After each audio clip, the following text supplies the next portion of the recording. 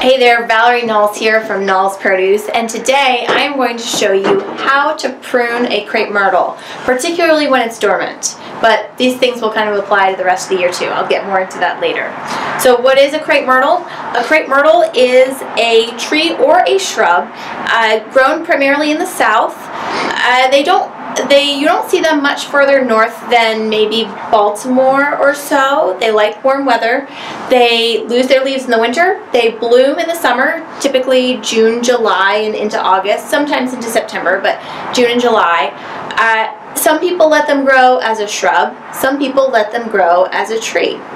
They can be anywhere from about 2 feet in height at maturity to 25 feet in height at maturity. There's lots of different varieties, and you need to pick the variety that matches the height that you want. So do a little research before you choose which crepe myrtle is right for you.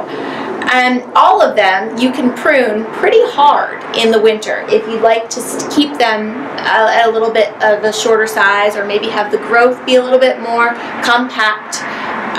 Or keep it maybe out of a walkway or off of a fence, something like that. So you can prune them pretty hard in the winter. So I'm going to show you what to do with a crepe myrtle in the winter like this when you want to trim it back. This is also what you would do when you want a tree-form crepe myrtle as opposed to a shrub. Now that's a little confusing, right? Typically things are bushes or they're trees.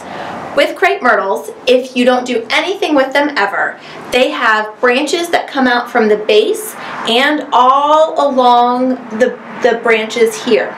So on its own, it's more like a bush, right? But with some selective pruning, you can prune away those bottom branches so it has more of a trunk system where it has a couple main trunks there on the bottom. You're channeling the growth into those few trunks instead of into many trunks, and it will look more like a tree. Some varieties lend themselves to tree style over shrub style better than others. So there again, do a little bit of research before you go trimming on yours, or before you go picking out a new one to install in your yard. Now, you do the harsh pruning on these when they're dormant. In Northern Virginia, where I am, you typically would prune them anytime January, February, or early March.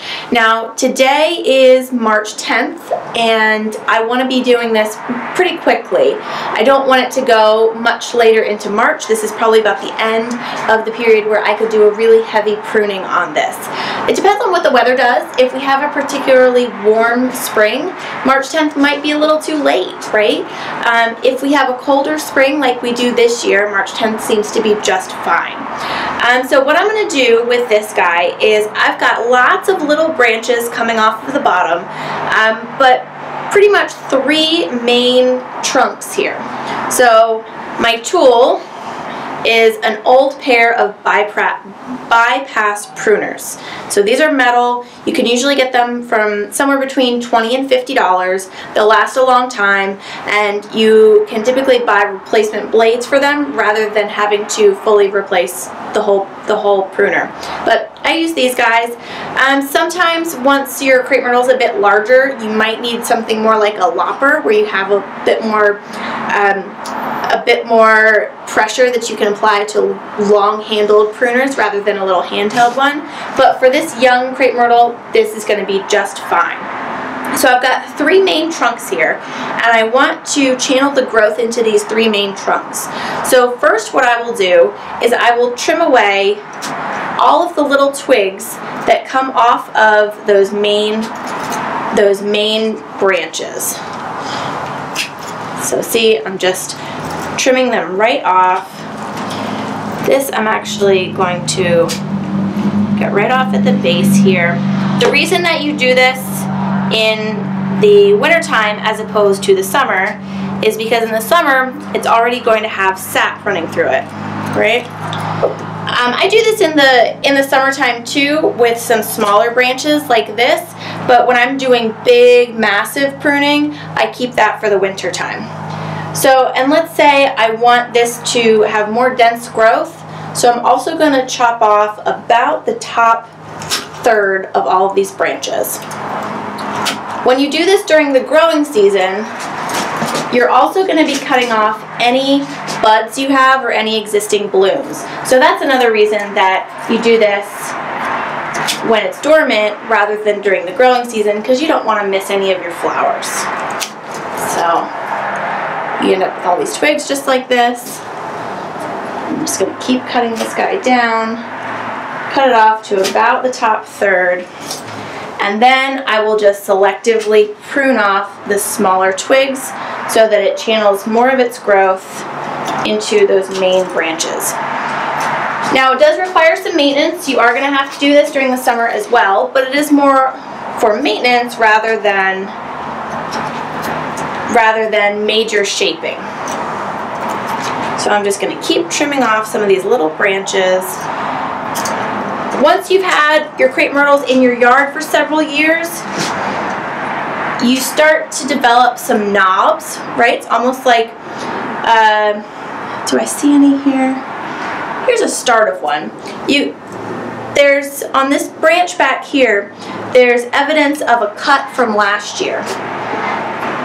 What you can do is you can always trim it right back to where that knob is from your cut from the year before, so that you'll have similar growth from year to year. Some people like that look, some people don't. It's all personal preference, but I'm just gonna kind of trim it up here to give it some nice shape and to encourage even growth this summer. All right, so that's all we need to do. This guy is good to go. There's a, let's see if I can turn it. There's a smaller branch right here. I could choose to cut this one off, but I'm gonna let that go because I kind of like the shape, to give it some more shape over on that side there. So that's all we need to do to make this guy ready for the spring growing season.